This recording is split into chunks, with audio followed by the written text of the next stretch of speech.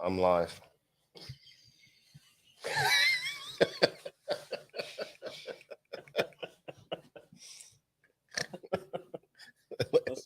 Yeah, I like that. Yeah. No, it's like the baseball managers. Yeah.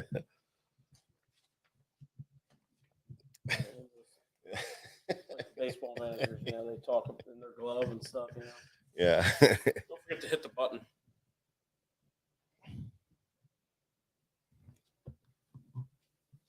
We're talking topwater fishing.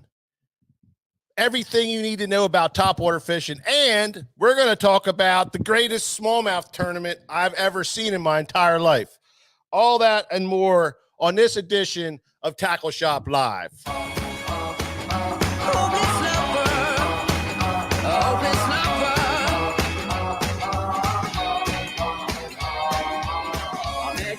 A sunny day, right there you took my breath away.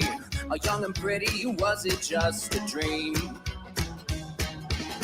The next day you called me up, you told me I'm your little buttercup. You came over. What up, Jeff Riddle, Larry Shope, Mike Hayer, how you doing? I know what I feel. Michelle Renee, what's up?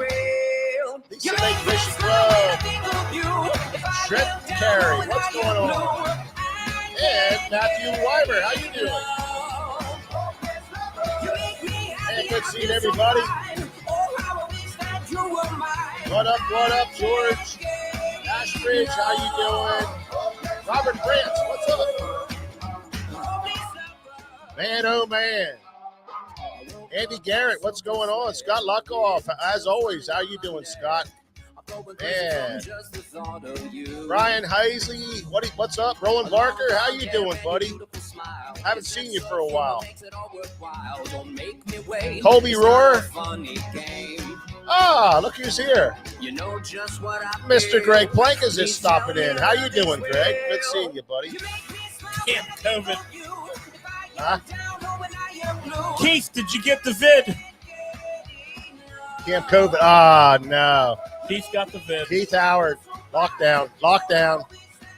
Don't be. Hey, you can't watch this because we might catch it. Keith, get off. We might get it. Trent Carey, how are you, man?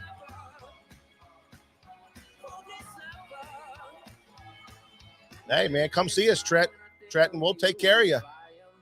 Take care of you, brother. Man, we got a great show for you guys tonight. Thanks for stopping by to another edition of Tackle Shop Live. We got a lot of stuff going on. We got some news we're going to get into. We're going to talk about this smallmouth beatdown up in Thousand Islands, New York. What an unbelievable St. Lawrence River tournament they're having. We're gonna touch on that a little bit. We got some comments we have on that. Then we're going to move into our topic of the night, which is topwater fishing 2.0. We're going to bust out some knowledge on fishing topwater and what that's all about, and some of the tricks and trade things that we and George do. So we're definitely going to get in that. We're just going to, and we have our drawing tonight for all you awesome listeners and customers of SFT. We asked you to do a contest and you came through in a big way. And I forgot to get the tickets out of the back, but I'll get them. We got a pile of tickets, got a pile of pictures. Thousands. Caitlin was just like working on that all day long today. It was awesome. So it was neat to see the pictures, neat to see all the fish. You guys can all jump on the Facebook page and scroll through them. There's a bunch of them on there. It's cool. Check it out. We're going to give away a big old pile of tackle and a rod to go along with it. And that's coming up here shortly too. Some announcements. Last week was Conowinga Bass Opens tournament. It was the third tournament of 6 of 7. They're going to take a couple weeks off here until end of August, for the heat and everything. But congratulations to Jason Basta and Ben McCubbin, $13.95 for winning that tournament. It's a nice bag for the summertime. You can see what happens in the summer. The weights drop, gets a little tougher down there, it's hard on the fish too. So congratulations to Conowinga Bass Opens tournament guys for closing it down when it gets super hot down there. Second place was Brian Setlock and Dave Kovac. And then third place was Darren Dahl and Kenny Kleindetz. You can get on to their page and see all the results there. But they had some great fishing. They had a great turnout. Congratulations to everybody that fished and won. I think the lunker was a 383, and Charlie Small and Bronson Warner won that. So Charlie's 74. I don't even know how old he is. Huh? 82 years old, and he's cashing checks at almost every one of these tournaments. Oh, he's been cashing checks. He's a hammer, man. And just, destroying dreams for decades. He has, man. He's a great guy. I literally, the first tournament I ever fished with Charlie, actually, Charlie and I teamed up, is got to be in the mid-90s.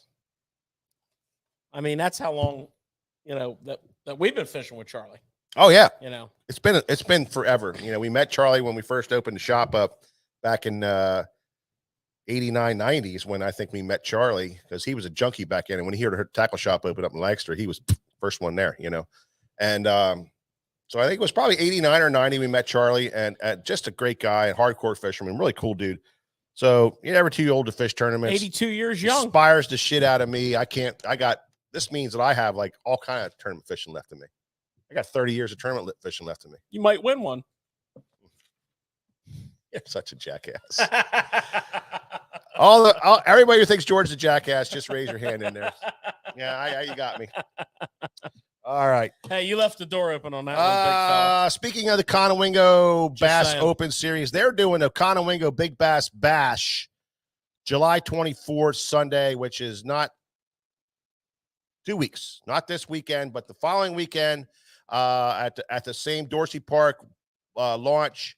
It's a great thing for your family. If you guys got kids, you can bring your kids along. 4 weigh-in periods, big bass for each period, $60 entry fee, tons of prizes, tons of opportunities to win money. It's just going to be a cool time. Get on their Facebook page and check it out. Conowinga Bass Anglers Facebook page. I think that's the name of it. Big Bass Bash, Conowinga Big Bass Bash Facebook page. You get all the details. Don't miss this. This is going to be cool. They're going to try do a couple of them. Yeah, doing 2 of them. So, get involved. Take your kids, take your daughter, take your grandmother. I don't care. Take somebody. Have a good time with it. This is the kind of tournament that you want to do that in. Next week, big deal for me and George and cameraman Nick. Big deal. Yeah, next week is the ICAST show in or sunny and hot Orlando, Florida. Hot is a keyword. Yeah. So we will be traveling south. Yep. We'll be down there for the whole week. We will be prepping up your tackle shop for the latest and the greatest for 2023. So yeah, absolutely. You guys rest assured. Yeah. Rest assured, we'll be bringing the goods back. With us. Absolutely. George and I and cameraman Nick are going to travel down, and we're going to do our best to bring you guys a understanding of what we're doing down there and some of the cool stuff that we can get videotaped. We're going to put a bunch of live stuff out. You guys are going to have to watch. You're going to have to pay attention, because we're going to be popping in, popping out, and we're going to try to do a tackle shop live on Thursday. It's going to be a very abbreviated tackle shop live. It's going to be an early tackle shop. It's going to be at 6 o'clock, Thursday at 6 o'clock, maybe 5:30. So just be kind of loose with it. We're not going to don't pin us down. It'll be after 6, because our last appointment on Thursday is with Missile Baits. Oh, yeah. That tends to run a little long. That's true. We might even shoot it in Missile Baits' booth. That would be cool if we can do that. You can do that right up to the point when security removes you from the building. So it may be. I don't have a problem with that. And it may be on the walk. We might be walking. We're gonna go old school. We're gonna shoot it a little differently, and it's gonna be fun. But we're not gonna miss Tackle Shop Live just because we're at ICAST, because ICAST is where everything goes on. Crazy stuff goes on there. So pay attention. We're going to bring you all kinds of videos. We're going to bust down all the tackle. George is buying all kinds of stuff. We're going to be in the poorhouse again, starting Monday. So because me and George are leaving, Caitlin, our illustrious leader, fearless, what do you want to call her? The fearless warrior is going to jump in. Some people call her that. Yeah. Some people call her a bad bitch. Yeah. I mean, they do. And when you're running a tackle shop by yourself, not by yourself, but when you're lead, I want to clarify not by that. yourself, no. but when you're lead at a tackle shop, especially of this magnitude and prestigitude, you're a bad bitch. Yeah, you got big shoes to fill. But she's jumping in there. We're gonna have veteran tackle shop guru Mikey Poole. Mike Poole's gonna be here. He'll be in here every morning. Yep. And of course, we're gonna have Skeeter Steve. Well, we got Skeeter Steve on afternoon shift. He's gonna be here. Skeeter Steve on afternoon shift. We got pro staff Brian. Brian's gonna be here. We got pro staff Gottwalt. Gottwalt's. Hey, if you guys want to see Corbin, this is a chance to come. And they're gonna pop in and see him. They're gonna be busting in and out. So we're gonna have some good staff on hand to take care of all your tackle needs next week. Yep. But put the word out. We will be closing at 5:00. Yeah, every day. And you know, and then me and George and that's just the way it is. George and I will be back at the wheel on Saturday morning at 8 a.m. I don't know how we're going to do it, but we're going to do it. Well, we always do it. We'll be here at 8 a.m. And we will be running the show then. Everybody will have off, and George and I will be here. So yeah. That's the schedule. That's what's going on next week. You know, I hope you guys can pop in and out and watch it. Don't get in trouble at work though. Or do. Makes for a better story. Yeah. And we will definitely. Yeah. So we're going to be bringing you ICAST. Yeah. 2022. Yeah. From the show every day. Every day, showroom floor. We'll be there from 9 to 6 every day. Videos popping in and out all the time. We're already have planned to we got Andy Montgomery doing videos for us. We already have planned to crash several after parties. Yeah. So we'll be going in. Yeah. You know, we always do that. Camera equipment. We're going to be filming, you know. Yeah. Yeah. TMZ ain't got nothing on us, baby. Yeah, I know. But we got Andy Montgomery to shoot some video with us that we know of. And we have there's too many to mention, Mike. Got some great guys going to do some stuff. I mean, if you're going to start mentioning them, let's just cancel the rest. I had a couple. Well, the thing people got to realize too is on your social media, if you have Instagram or you have Facebook, you also have storylines above that. Yeah. So you're going to want to follow both because we're going to have different content on the storylines. It's just going to be quick little updates, things like that. Yep. And then on our main content, and then we'll also have some YouTube stuff coming out. Yeah. A little later. Yep. Yeah. YouTube will take us a little bit later to bring out, but correct. Facebook and Instagram, you're going to want to follow that. Absolutely. It's going to be awesome.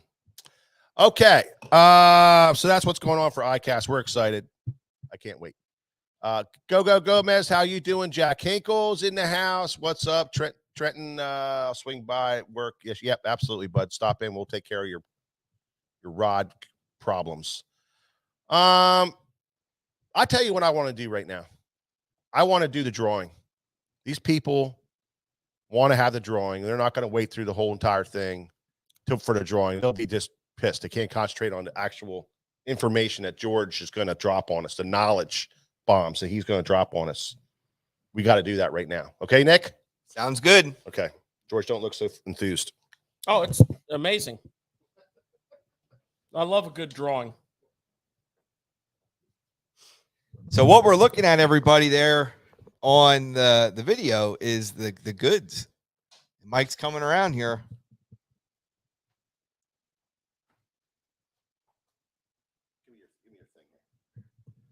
Okay, so what we have and what we're giving away tonight,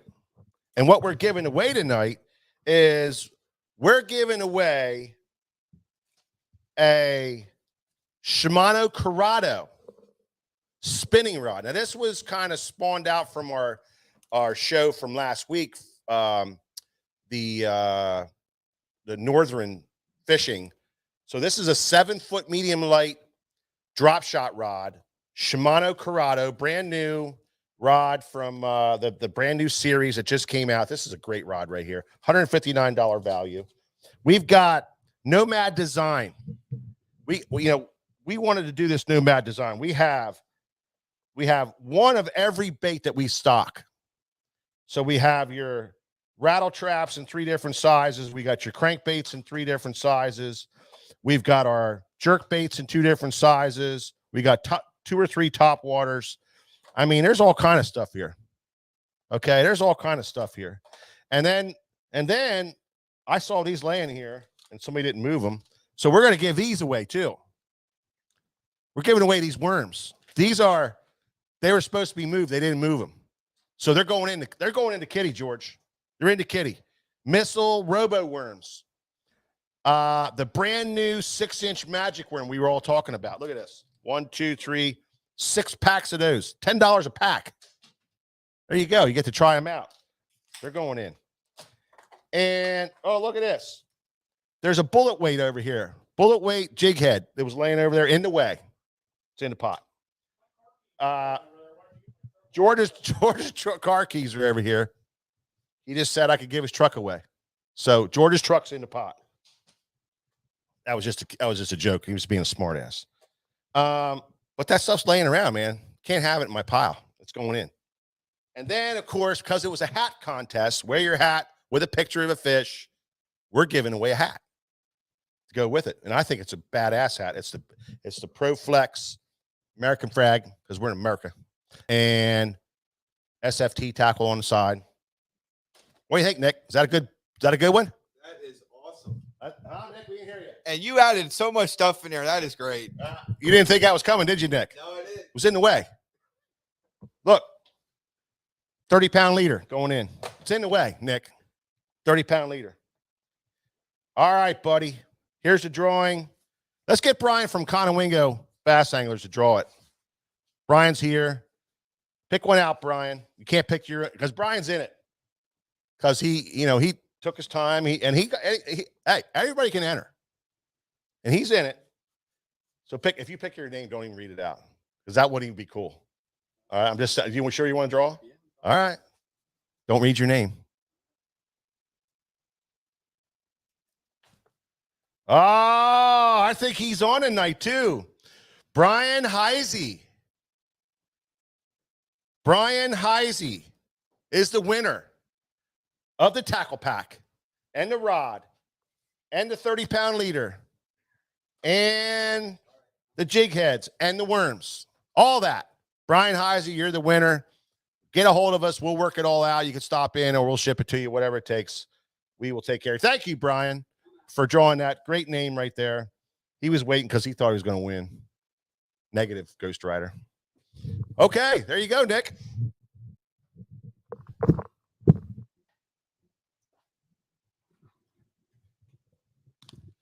Wow. I think he's on here, Brian, isn't he? Man, what a great drawing that was.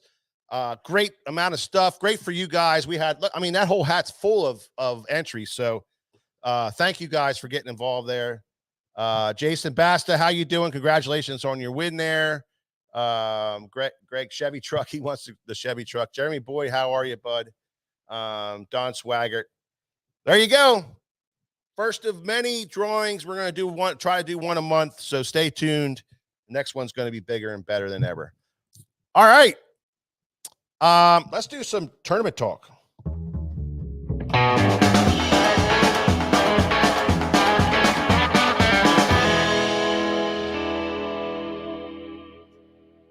Holy frisky smallmouths. Good gosh. What in the world is going on up there, George? It's just, if you don't know about it, you've been living under a rock. That's true. We know that has been a phenomenal fishery, but you knew something special was coming. This is special. You knew something special was coming. So why don't you break down what the deal is up there as far as what went down today? Well, it's kind of interesting actually, because you still have a ton of fish on bed. So, these Elite Series guys are some of the greatest sight fishermen of all time. And the guys from up north, like the Corey Johnstons and the Chris Johnstons, I mean, their ability to sight a fish is incredible. So you had a lot of spawners. So they were day one, you always get those bedding fish get plucked.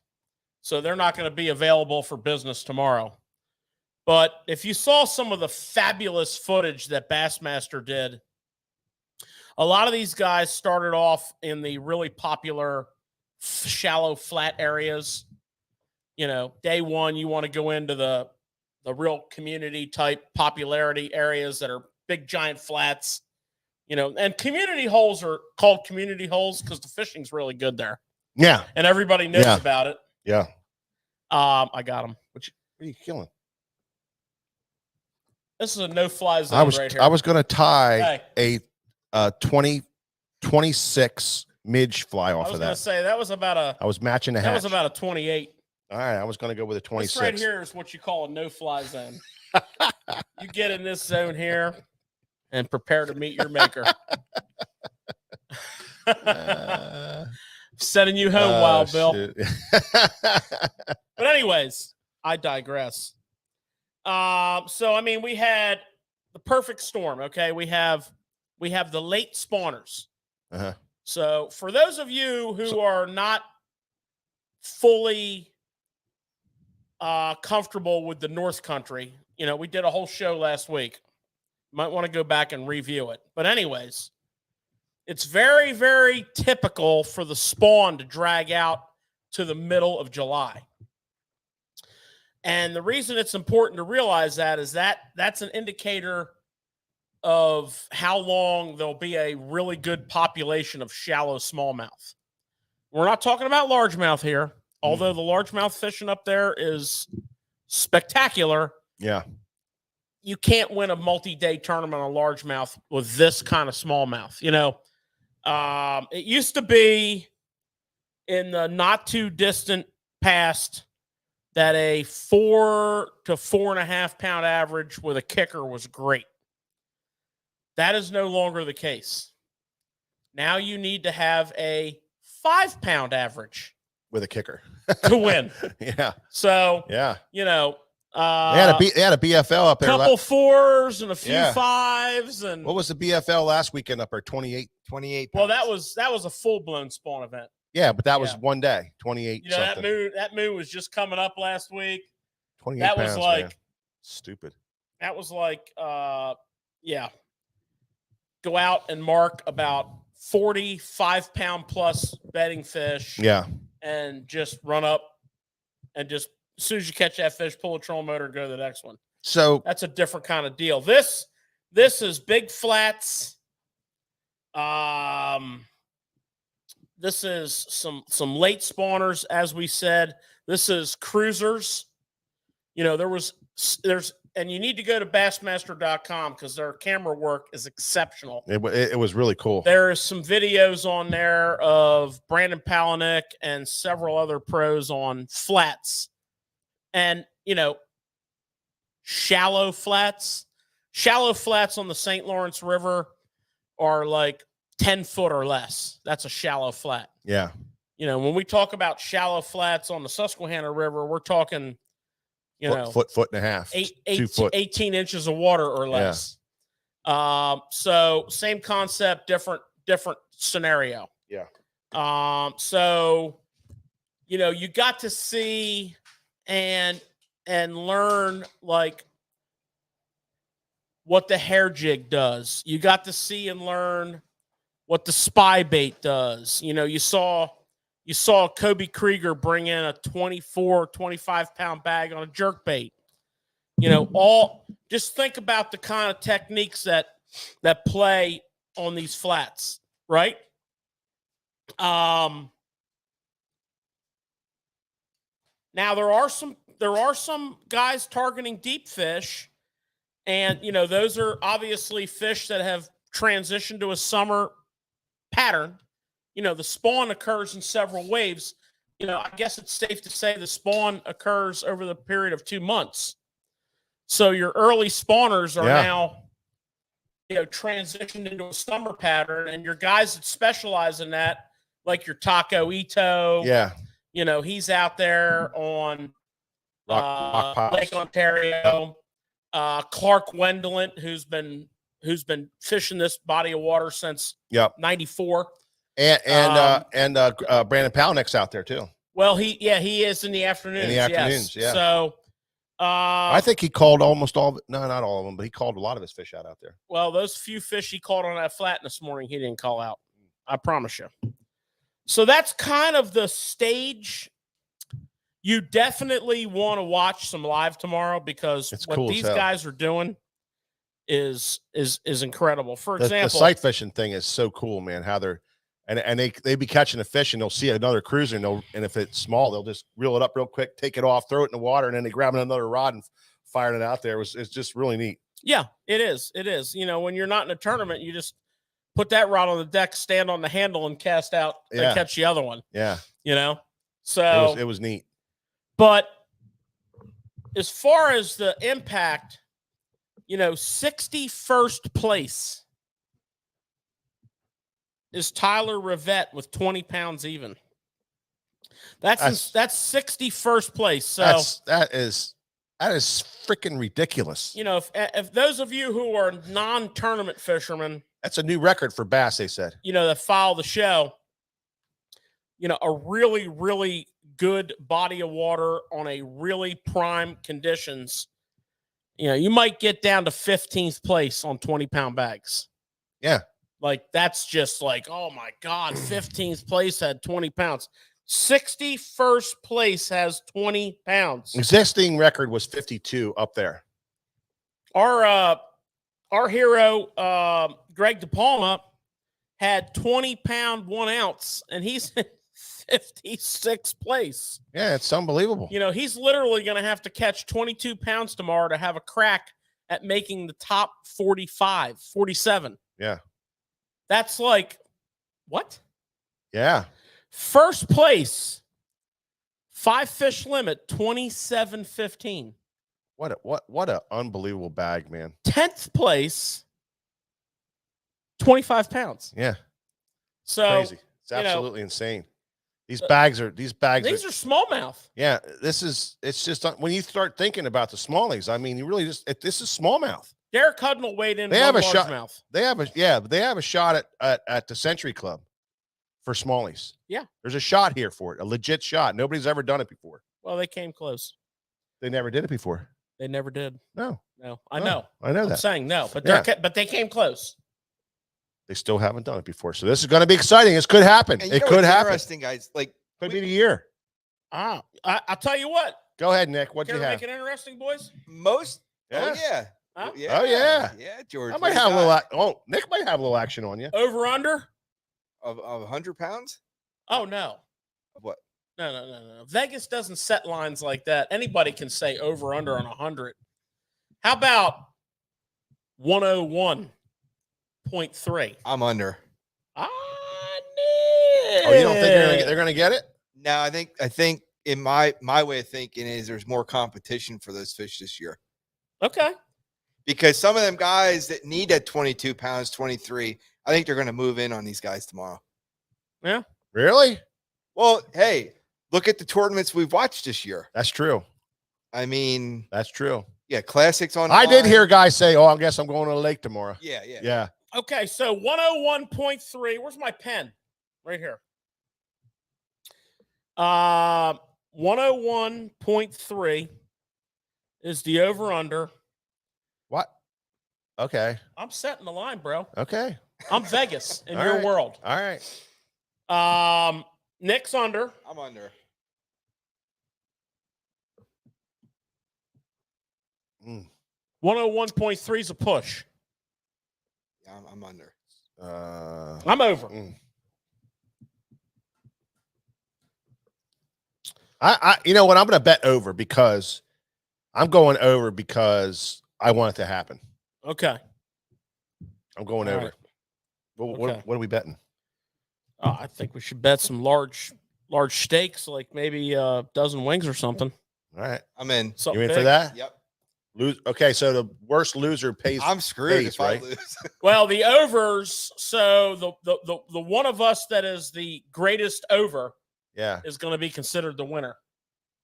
there's a lot of overs on here, and there is a couple of unders, but Yeah. look at all the overs. I'm just saying. There's a lot of them. I believe this is going to happen. I'm This just could saying. be if they have good weather tomorrow, and there's guys come in with 25 plus pounds. They got a big shot at this. Well, there's another thing. Hey, mark it, Dewey. Oh, I'm already good. But there's one more thing that people aren't taking into account for the lake.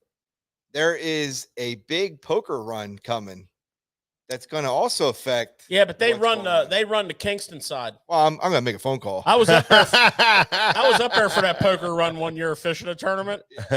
Bro, thunder in the valley. Oh yeah. Crazy. They come up the Canadian shore.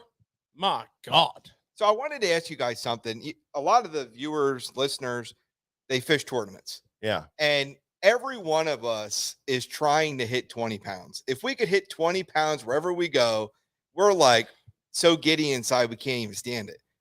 You imagine coming into this weigh-in with 20 pounds and you're like, well, this sucked. Yeah. You're in 61st place. Yeah. So George and Mike, And you Yeah. might not make the cut. you guys fished a lot of tournaments. What's your mindset going into tomorrow?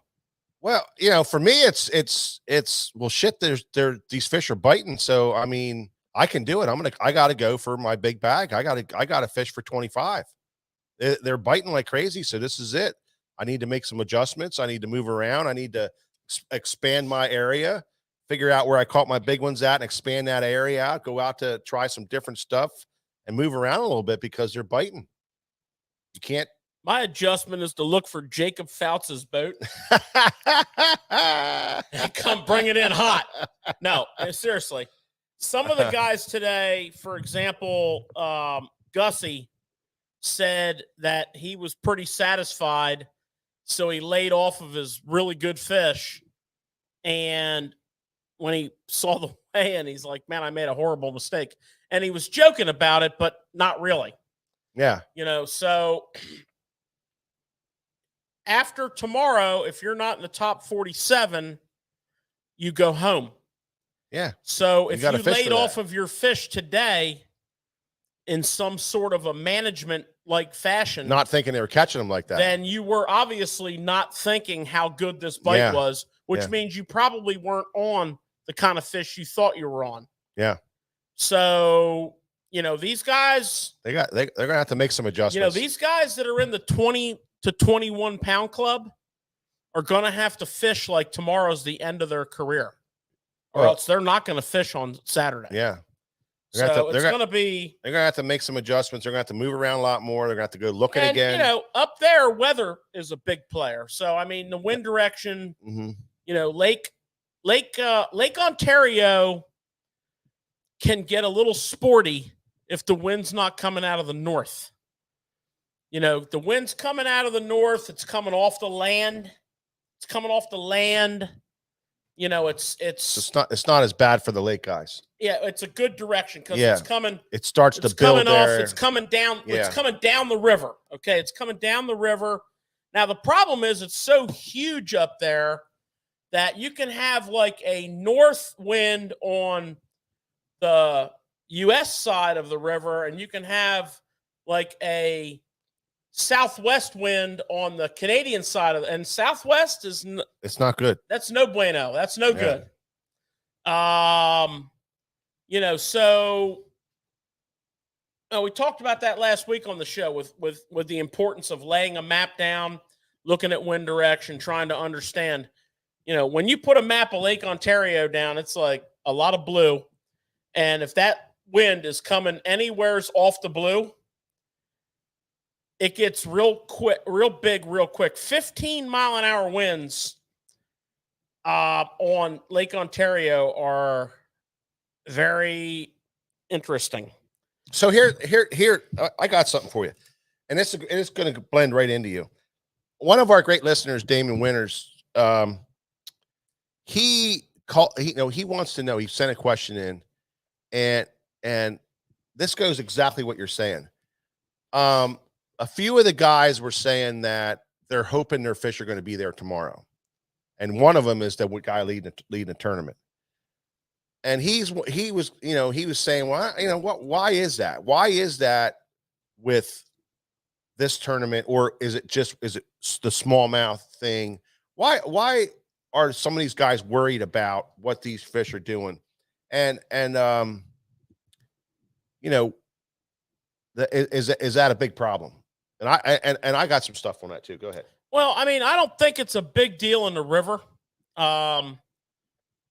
As far as the fish actually moving, the problem with the river is the river current runs from south to north. So it comes out of Lake Ontario and it goes basically north. It kind of swags a little bit this way, but it basically goes north. So, for purposes of this discussion, the river runs south to north. Right. So that's your current direction. And there's a lot of current because all of the Great Lakes water is trying to go into the St. Lawrence River. Yeah. All the Great Lakes are connected and they all flow through one another, ultimately ending at the Cape Vincent on the St. Lawrence River, and all that water gets funneled into the river and it goes north to the ocean. So there's like 1/5 of the fresh water on the planet Earth goes through the St. Lawrence River. Right. So that's a lot of flow. Yeah. So, if the wind is blowing hard out of the north, or depending on the angle of the river where you're at, out of the east, yeah, it stalls the current a little bit. And it's not that your fish necessarily leave, it's that your bite is not what it was. So, tomorrow's your moving day, for example. I mean, if you're a guy like Jacob Fouch, you're in pretty good shape. I mean, if you can go out and catch 15 pounds, you're going to fish on Sunday. Well, here's something I have for you. And it doesn't really like occur up there as much. However, I think it happens more in the river than it does on the lake. Smallmouth are very capable of moving, and they move a lot more than largemouth. Largemouth will kind of get in an area and they'll stay there, but our problem with that is they won't bite, or they're harder to catch, or they roll. They do this. But smallies, they'll be on an area, especially on some of these flats in the river, and they'll be there today and they're gone. And that has to do with a lot of things. And I think a lot of people are confused on where these fish go and what do they do. They'll move 500, 600, 700 yards to a quarter of a mile away overnight. I mean, in one day they'll move, and it may be a wind direction thing.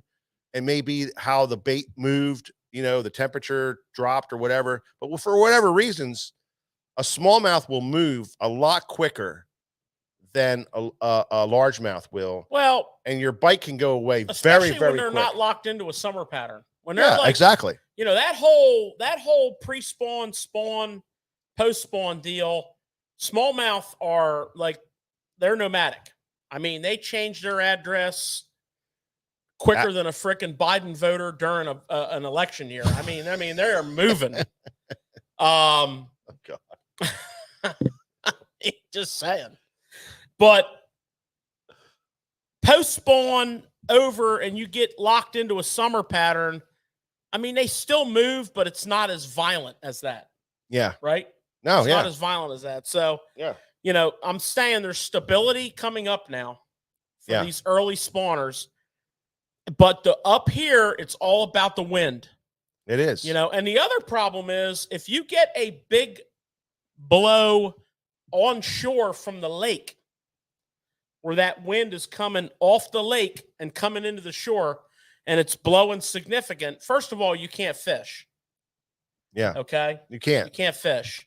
Second of all, it can push cold water up onto the areas where you're fishing and drop the water temperature substantially. Yeah. And your fish move. And they'll push in, they'll move, And then when that subsides, that water pushes back out again, and the water temperature changes and they move again. So there is a lot of movement. And what these guys like Jacob Fouts is insinuating is Yeah. That. Well, and they'd probably have some weather coming in. You're not going to get 4 days in a row. No, up here. and this is where those smallmouth guys really understand this. You know, this is where those smallmouth guys really knows. Like George and I have experienced it all the time on our smallmouth fishing that we do. That it doesn't throw us. It's nothing for us to move 50, 75, 100, 150, 200 yards. It's nothing for us to move all over the place looking for these fish and anticipating where they're going and thinking where they're going if they moved from the night before or the day before. We do it all the time. So these smallmouth guys can make that adjustment pretty quickly. These other guys that maybe got into him, like a Jacob Fouts, I don't know if he's a smallmouth guy or not. He may not know where to go looking for him. He's from Tennessee. He's a college. He come out of the college ranks, and he lives on Chickamauga. Yeah, so they have big smallies on Chickamauga, but they're not these kind of smallies. No, so that's a lake smallie. It doesn't have maybe he knows a little something about it. He can make an adjustment, but it's nothing for a guy like Chris Johnson or Corey Johnson or one of those guys who know that hey, the temperature dropped 4 degrees. Now I know what to do. I can go towards the bank or in one of these cuts where these fish are going to, even though it's a quarter of a mile away or half a mile away. That's where those fish are going. Well, here's a question for you guys, because you fished a river, and these guys that are fishing these flats, I'm used to like deep water fishing. The fish will, there'll be more fish tomorrow. Yeah. But these shallow flats, do they move in and out like that, or they probably move in and out of there as much as they do out of deep water? But they're going to deep water, so eventually they're all going to get there. There's time and a place. There's always going to be shallow fish, but. Well, the other problem is up here is the amount of fish that's in an area is astronomical. Yeah, they got a shit ton of fish, If you ever go up north on the St. Lawrence River and get into a situation where you're graphing and you finding big schools of deep fish, it's crazy, insane amounts of fish. Now they're not all trophies. No, but we've experienced that. George and I, when we found this great big area, and it looked like a perch school. We dropped down, and it was smallmouth. Now they weren't big; they were all like 1.5 to 3 pounds. Fun as hell, but there was thousands of them, and you can see them on. It's crazy. And the shallow fish you can see sometimes on these flats.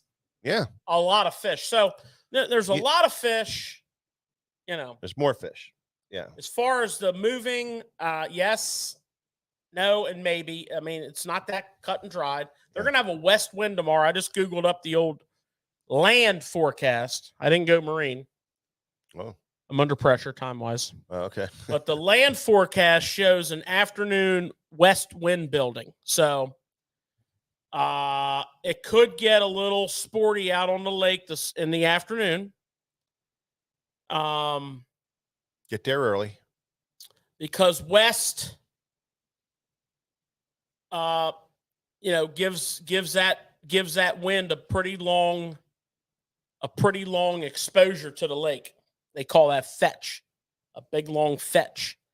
And the longer that wind has to travel over that water, the more those waves will build. And as that wind gets up into that 15-mile range, the waves will double every 15 minutes if it's sustained. So, it'll get a little bumpy in the afternoon, but again, these boats can handle that. These pros can handle that. And, that's not that bad of a west wind. Now, that's the land forecast. That's not necessarily the marine forecast on the lake. Yeah. The river will be beautiful.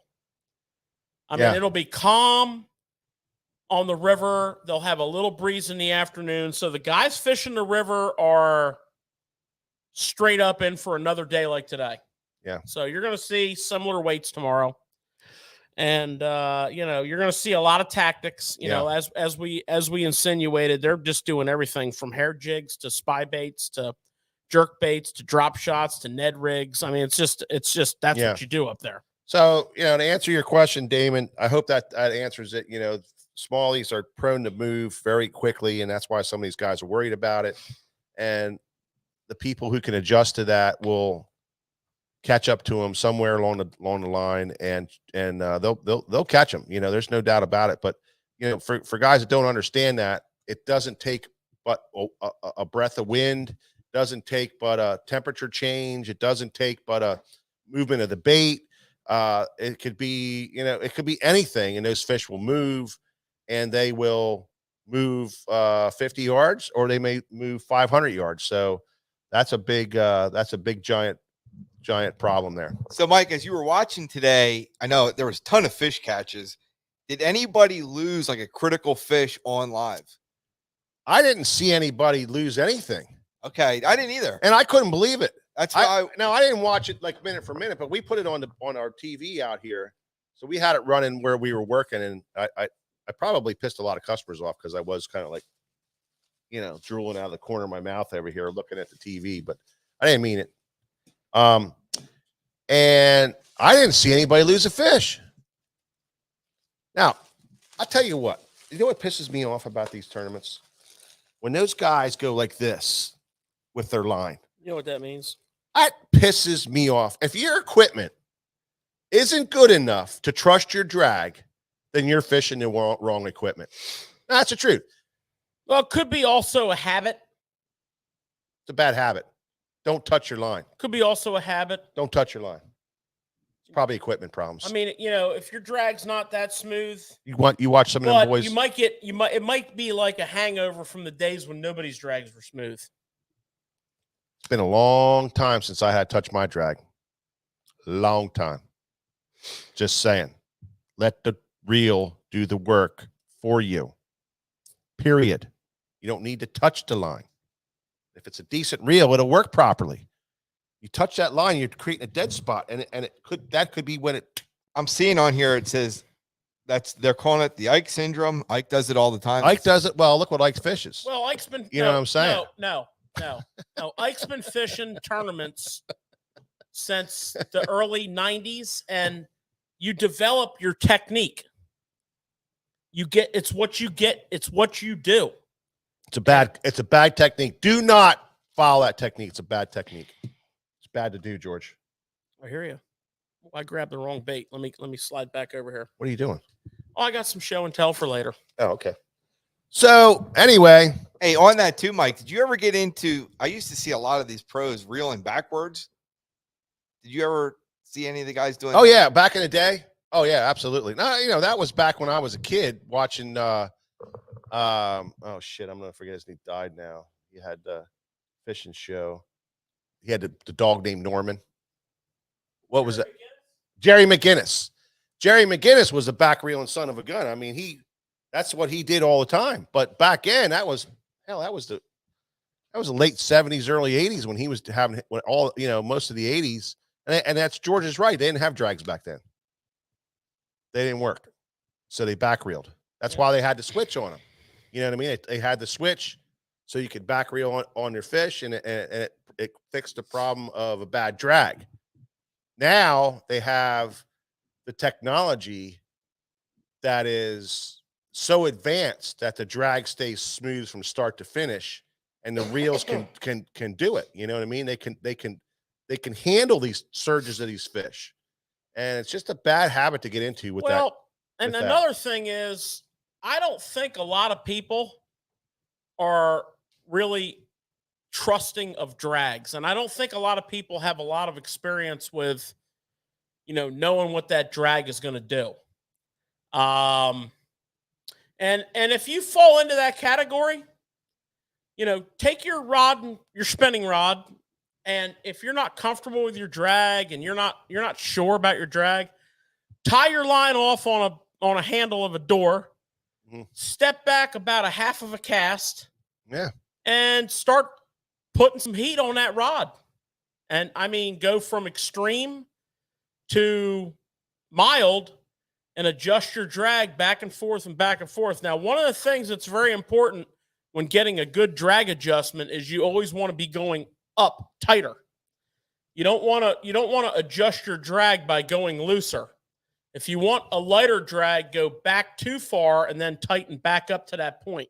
Yeah. You'll get a more accurate drag that way. And it arguably might not be the most important thing for 70% of what you do, but for 30% of what you do, it's real important.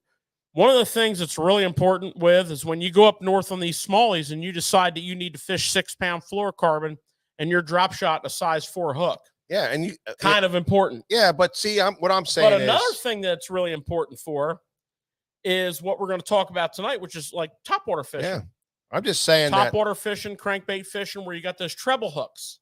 you got to learn to trust your drag. Touching the line creates a dead spot in that, and unless you're Ike that really knows how to do that well. He knows how to time it out in that forward movement. If most of us would get panic and grab the line, and as soon as you pinch the line, you created a dead spot, and you could pull that hook out of their mouth just like that and lose that nice fish, which is what'll happen to most of us. But if you trust the drag and do the things with Jordan's saying, mess around with it, that's all I'm saying. I hate watching it on TV. It drives me nuts. They're grown adults, for God's sakes. Tournament fishermen.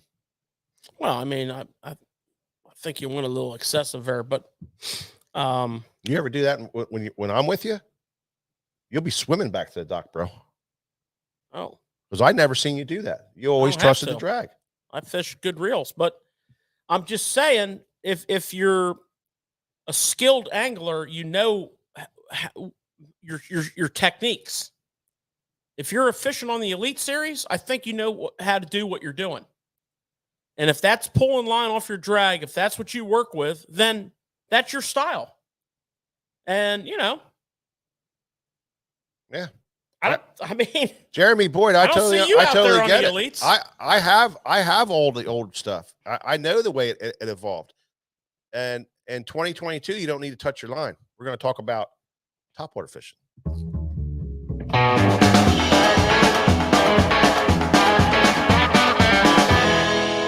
It's a pet peeve, George. It's a pet peeve. You have pet peeves. I have. No, I get it. But you just can't paint with a broad stroke. Oh, I can on this. And I think Shimano and Daiwa and some of these companies would say, "Oh yeah, I can say it too," because all the money is spent in the R&D on drag systems. Okay, let's talk some top water. No, I'm good. I'm good with it. And if you want to roll around the floor here, I could do that too. No, I mean, I'll hit you with so many lefts, you'll beg for a right. All right, let's go. All right, man. Well, this is the greatest time of the year, isn't it? Not George? Well, almost. We love topwater fishing. I mean, topwater fishing. We love phenomenal. Topwater fishing. Yeah. As far as from a fishing standpoint of view, I think the greatest time of the year is the fall. No, but this is so much fun. This is pretty cool. This is so much fun. But we talk about topwater a lot on this show. Yeah. But let's not get all into the minutia of throwing a pop R. Let's do a little topwater 2.0. Yeah. Let's only talk about like some next level stuff.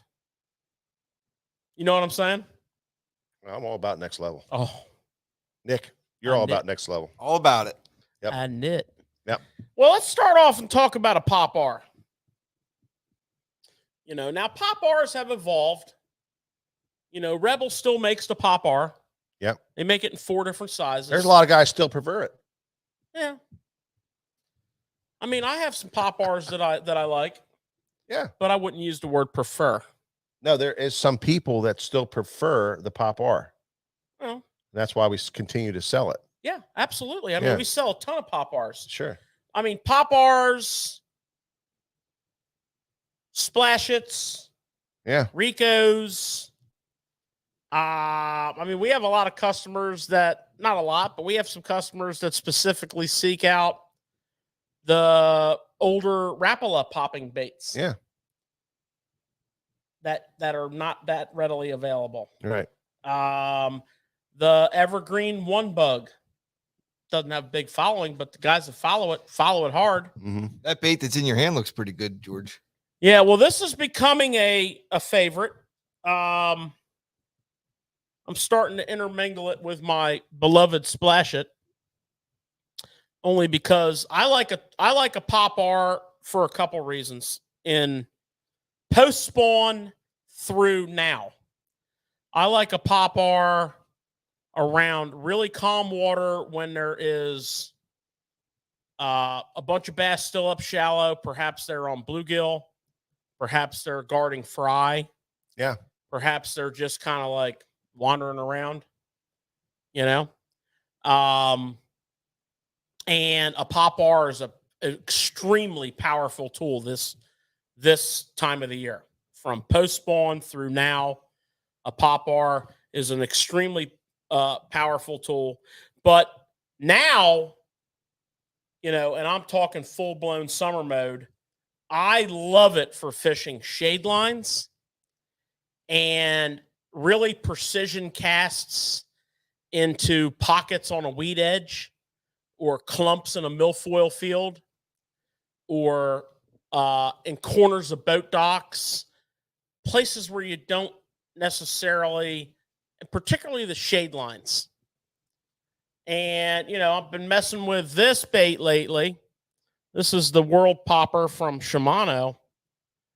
And it's not easy to get. I mean, it's not too hard to get tied into it because it's pretty sexy looking. But I like a bait that comes with good hooks. And of course, this has the owner Zoe wires. Of course, I know me and Mike now, our all-time favorite popar is the Don Iovino Splash It. I mean, we've gone on record a million times. Many times.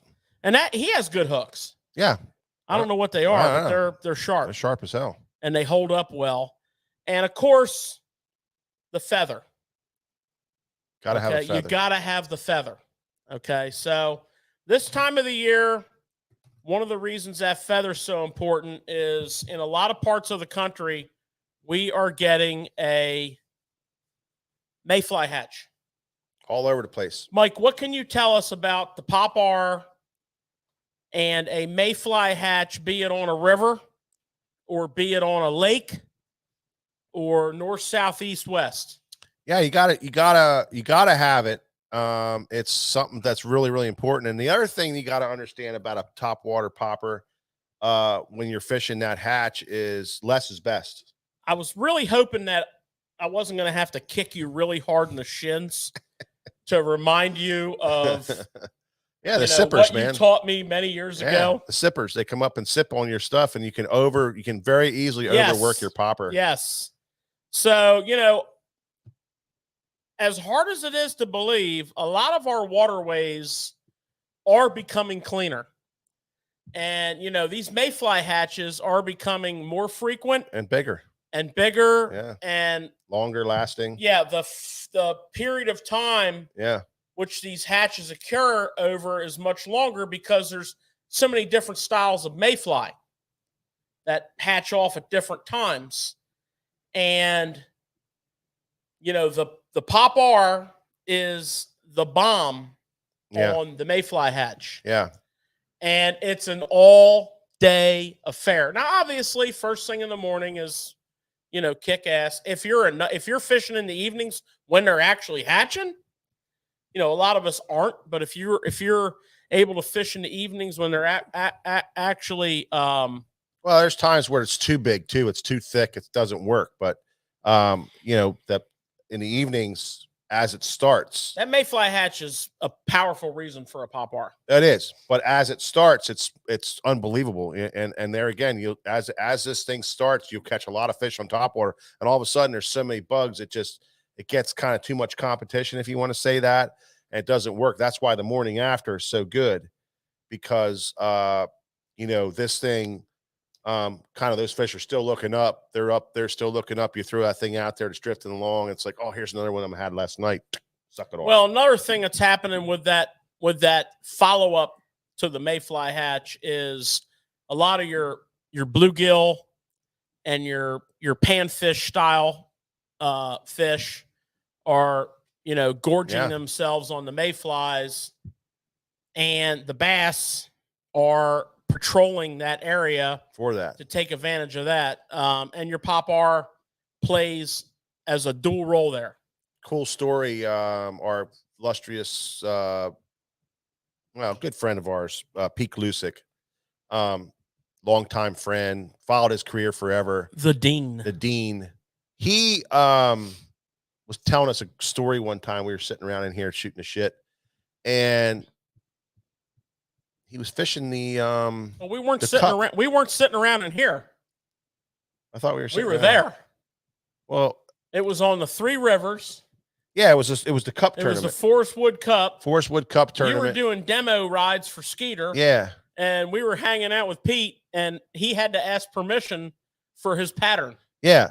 Yeah. And they had it was in the summer. It was in July or August. You know, it was a summertime event, and out in Three Rivers, and they had a massive freaking mayfly hatch. Like bend the trees over to the water. Here's a fella asking, why is there so many hatches late water quality late in the year?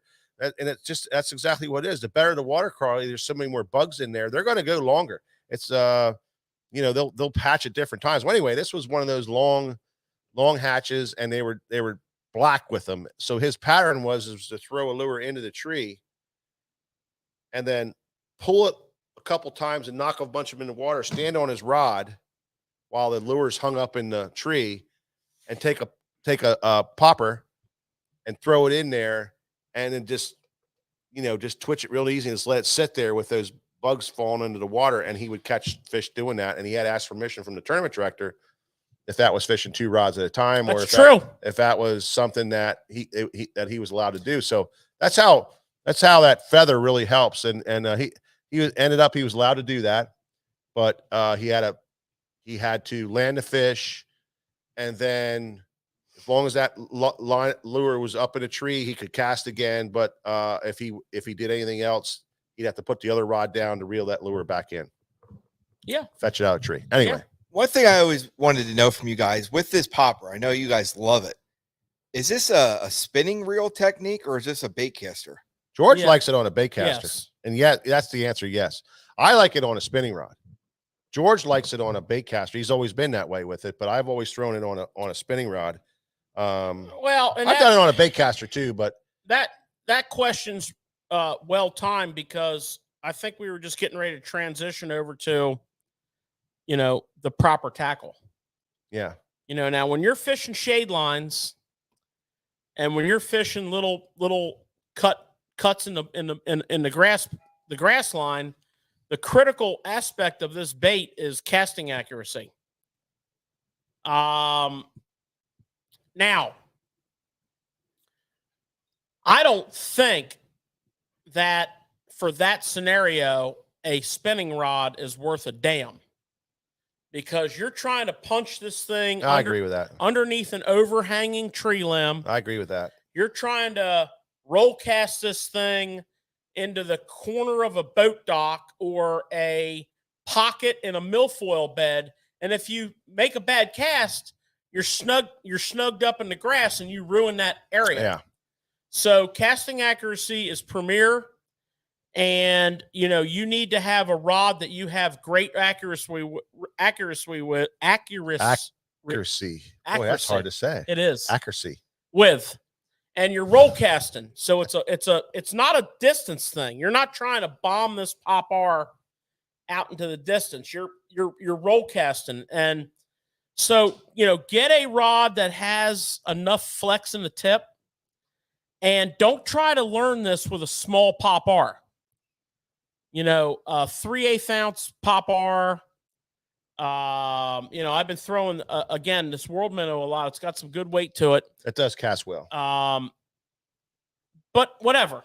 Yeah. Whatever you're throwing, just make sure it's got some weight, because you've got to get the bait to places in these tight little spots. Yeah. We're not talking about open water popper fishing. We're not talking about, bombing this thing up along a seawall or bombing this thing up along just an, outside of a grass edge, or fishing it, just open water. We're talking accuracy. We're talking more about a precision. Get it to where, back in there where nobody else is getting to, getting a popper to, or a shade line, or a certain shade line under these trees that these mayflies are falling off of.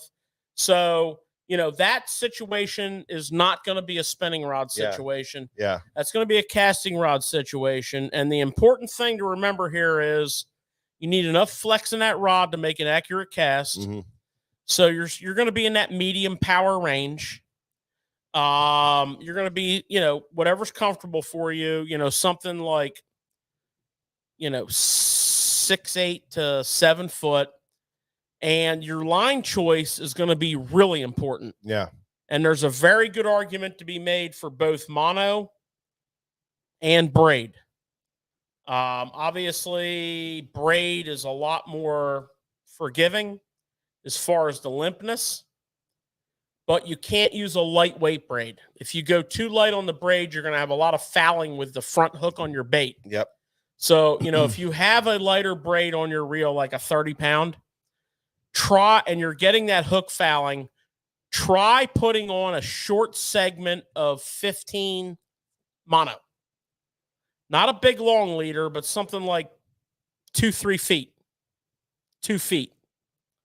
That'll help. That'll help you with the fouling. That mono is stiff enough to prevent that bait from fouling, because the key cadence here is that walk the dog, and you don't want that popping sound. You want that spitting sound. It's very critical that you work this bait so it spits the water, sprays the water. It's not a big loud gurgling sound. Yeah.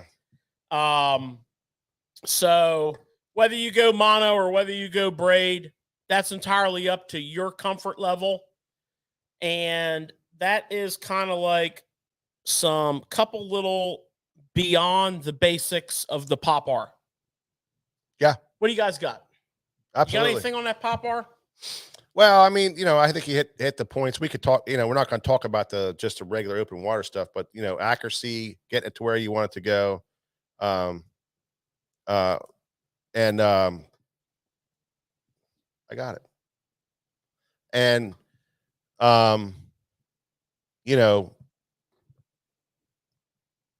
George. Yeah. Don't do that. Yeah, I'm doing that. I mean, that's just the way it's going to be, man. And, well, don't do that. Well, I'm keeping this decent here. And, what I mean? I think I don't need a bunch of bullshit comments. I think the big thing with it is, making those accurate casts, making those, presenting it in that shadow line and getting it underneath the dock and making those really accurate casts is really important. And that's the second level of topwater fishing that we want to talk about tonight, is getting it to where nobody else is getting it to and being able to fish it out of there. So that's very, very important. Okay. So the next way of doing it is jumping into another topwater technique, which I think is really cool. And we've had some explosive video on this thing. I mean, some off the wall stuff. You would never think it would ever work. It looks like something creepy out of a total horror movie, Frankenstein topwater. It's a crawler. And it's based off of an old school bait that's been around for 50 years. But these new ones are just absolutely unbelievable. And I'm going to promise you guys this. When you see this bait, you're going to go, yeah, right. This thing will catch some of your biggest topwater fish you ever caught in your life. Oh, absolutely. We've seen it done, and we've done it. I've seen giant. And we've done it on this thing. I mean, crazy size fish on this, and smallmouth and largemouth alike. And that is the walk-in bait. Pull one of them things up so they can see that, George. Yeah, so there's a lot of options out there. This is a crawler style bait. It's this is a Jackal Pompadour, and it's not by any stretch of the imagination mainstream, but it's pretty well known style of bait. And basically, you get that's it. That's the Pompadour. You got it, Sean Taylor. On a straight line retrieve, you get a rocking of the bait. It's got a prop on the tail, which is slashing the surface. So this thing's kind of pivoting. Hey, that's a famous bubble trail. And I don't know what does it, but a good bubble trail on a bait like this is important. Yeah, so this very important. This thing's pivoting and walking. It's a crawler. It's got that classic gurgle sound, and we've spent a lot of time fishing it over the years. At least from our perspective, this bait is fantastic on big open flats. Now, I mean, the biggest smallmouth I ever saw caught on this bait was at high noon on the Susquehanna River on a 100-degree day, and it was all but 5 pounds. Yeah. And it was on the big Pompadour 79. So this thing has a calling action to it. It's not a it fast calls fish up. Clay. You don't fish this thing fast at all. It's a nice, methodical, steady retrieve. You don't try to burn it. I mean, I guess you can mess around with that speed a little bit, but Now, it doesn't fish fast. It just well. doesn't fish fast well. What you got here is a hybrid. You got a hybrid. You got a little bit of a buzzbait sound. You got a little bit of a tail slash of a wake bait. Yeah. You've got the old school, like, creepy crawler, jitterbug style gurgle. And you've got a bold profile. And it's a proven killer. It's not a topwater that most people talk about. And I don't care where you're fishing. Any scenario that you can think of, it fits in, particularly, this time of year. Yeah. Post-spawn summer time of year. It's funny you say that, George. My buddy, who is absolutely loves the Pompadour, he just said, put that thing away. It don't work. Because it does work. And, it's crazy. Something a lot of guys probably wouldn't look at throwing because it doesn't look what we're used to. It's the Frankenstein of topwaters. But that's okay, because some places you have to throw what everybody else is throwing because that's what works. Yeah. But sometimes you need to throw something that has a different sound, absolutely, a different look, and you might get bit, But something else George brought up that has nothing to do with these baits, but is so critical. This time of year, do not think that topwater bite is just the morning. Oh, absolutely not. We've talked about that a lot on this show, Nick. Yep. I mean, there's a lot of days when the best topwater bite is in the morning, but there's a lot more days when it starts about 10:30. Yeah. Yeah. As soon as that sun gets over that ridge and gets on that water, and it's what it is doing is it's calling up the bigger fish. It's not a numbers thing.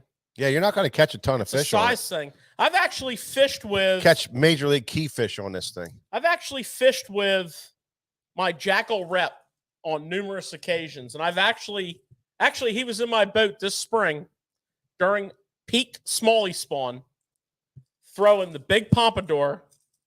And both days it was totally wrong time for it. Both days he caught big fish on this thing. He only caught one a day, but it was a hog. So this thing is he's also the guy that caught that 5-pounder that I witnessed, but when Mike and I witnessed. This thing is a big fish caller. It's a dog day of summer, post spawn through dog day of summer, grass lines, flats, lay downs, anything where and like I said, but not necessarily tight spot. That slow, methodical, walk of that bait is so weird, and it makes such a crazy noise that it'll call up fish that nobody else can call up. So it's that 2.0 topwater that everybody looks at and goes, who the hell is going to buy that thing? Why do you got them things hanging on your wall? Well, they've been hanging on that wall for 5 years, and we rotate through them all the time because certain guys found out that this thing is bad to the bone, and it catches fish flat out. And you know what else is a perfect scenario for that bait is if you're a co-angler going to a lot of these tournaments, that's going to be something that's going to give a different look. You have a different opportunity. It's going to be a perfect bait for you too. Oh yeah, absolutely. Well, when this bait first, this is an old design. Hedden had back in the day, the creepy crawler. And when this bait first made its reappearance on a modern level with the Jackal Pompadour, we spent a lot of time fishing it. We spent a lot of time fishing it from the perspective of what is it? How does it work? What does it do? And the things that we're sharing with you is what we've learned with it. And I'm sure other people are doing other things with it. I'm positive they are. But this is what we've learned. We've learned that this bait excels post-spawn through the dog days of summer. This bait excels at quality, not necessarily quantity. This bait excels at covering water in the form of flats, grass lines. It's an alternative bait, but it has tremendous calling and catching power. So, on Topwater 2.0, And, we felt it made And the cut. George, what's the tackle you're using with that bait? Oh, baitcaster. A all little the way. heavier. Yeah. A little heavier. I like to throw this on my standard Zara spook rod, which is a little heavier. The same rod I'd throw the bigger ploppers on, the 110 ploppers, the full size spook, the bigger walking baits. So my favorite way to rig that is 50-pound braid, 7 to 7.2 medium heavy fast rod. If it's all open water fishing, I have a couple of medium fasts that are a little more like a medium plus that I really like. You can also throw this bait on open water fishing on a glass rod because it's a big bait. That delay is nice. Don't But like it. I don't like the glass for target casting. So, I'm going to pick up an 843 Loomis. These are big fish. They're going down to the rocks. They're going down into the grass, man. You need to pull them out of that stuff. Well, if you're on the grass, yeah, but rocks, grass, get them up out of there. I'm going to pick up an 843 MBR Loomis. I'm going to pick up a 7-foot medium heavy fast Legend Elite St. Croix.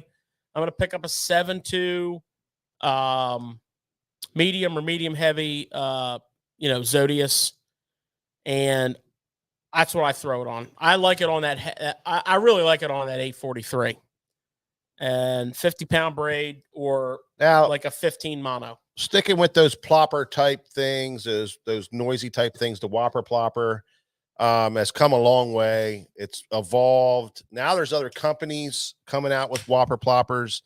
And I think in Topwater 2.0, we got to talk about that because,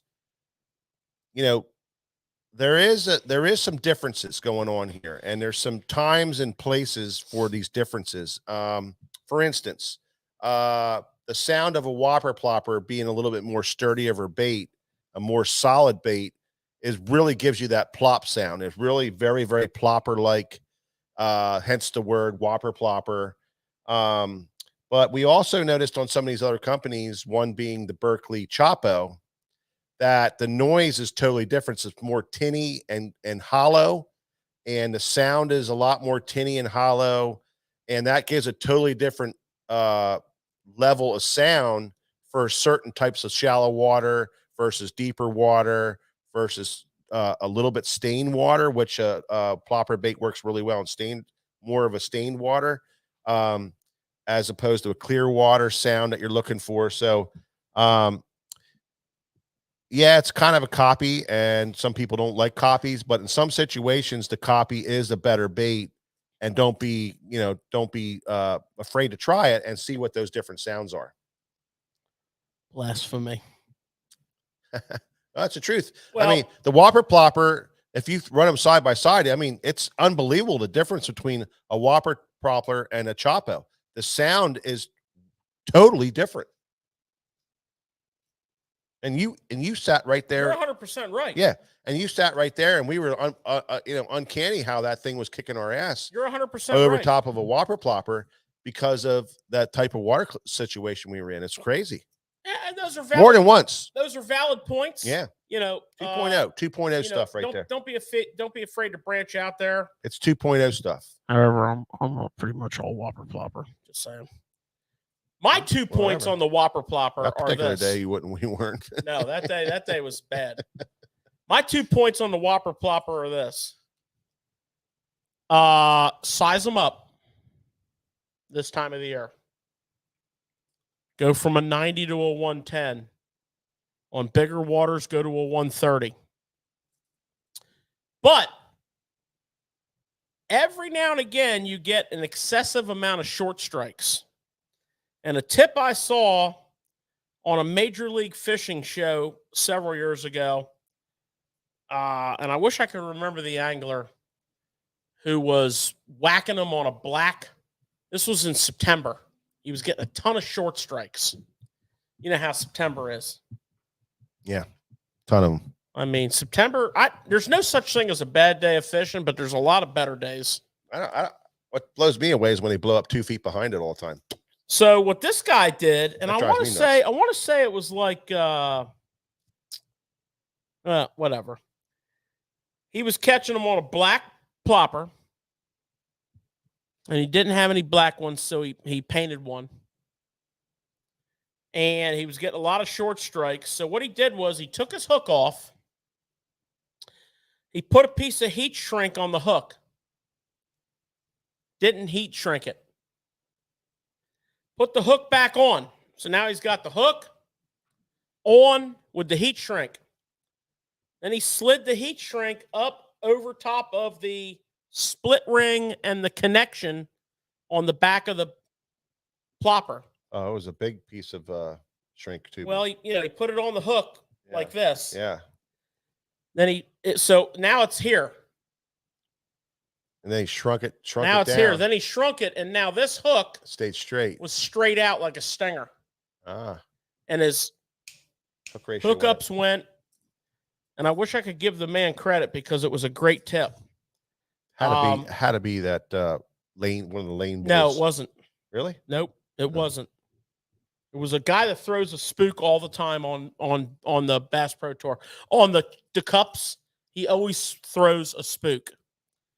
But anyways, that's a tip. Got a lot of questions here about color. When it comes to topwater. Yeah, it's kind of like an open-ended question because it's either white or black most of the time on the belly. And I don't really care what the shoulders are. However, well, I mean, what's the number one most famous topwater color of all time? A blueback silver side. That would be a hard no. Yeah, blueback silver side. Bone. No, it's not James Watson, but you're getting close. Greg, I think his first name's Greg. Bone is your number one all-time top watercolor, and some sort of a black is your number two. Now, your Ghost Minnows for your clear water situations, your sunny day situations, your still water situations. My number one. Yeah, that's it. Yeah. Ryan Fontana, ring the bell. Boo, boo, boo, boo. Greg Vincent. Yeah. Oh, good job. Well, what caught my mind on that is I was watching that tournament and these fish were short striking him. Yeah. September. Yeah. September sucks. And he put that heat shrink on there and started hooking them up. And the water was dingy, so he was fishing black. And they were eating black so much better, he had to paint his other bait black. The topwater guys that are really dead serious about topwater is probably as crazy as, crankbait guys or flipping guys that have, or jig guys, really. Jig guys are nuts. They have the skirt colors that they work on, and they have certain strands and all this. Topwater guys can be like that. It's not quite as important, but I did notice I have 2 great colors that I use in the splash it world, and that is an A1 and an A7, and one has a bluish kind of grayish blue back, and the other one has a darker back. And the only reason I started throwing them was when I was talking with Don Iovino when he first came out. He said, now, everybody says these are pretty close, but if you look at them from the side, the back color will shade the side pattern as the bait is rolling. Now, a good topwater bait, when it walks, it rolls a little bit. You'll get that flash of the side, and it'll lighten up that side. You'll get, and he said sunny days you throw the king shad, which is the bluish one, right? A1. I get it mixed up. I think you're right. And then A7 is a darker one. He says I like that for like a little bit lower lights, a little bit cloudier days. It gives a more natural flash. And then super clear water, you find that the chartreuse back comes into play.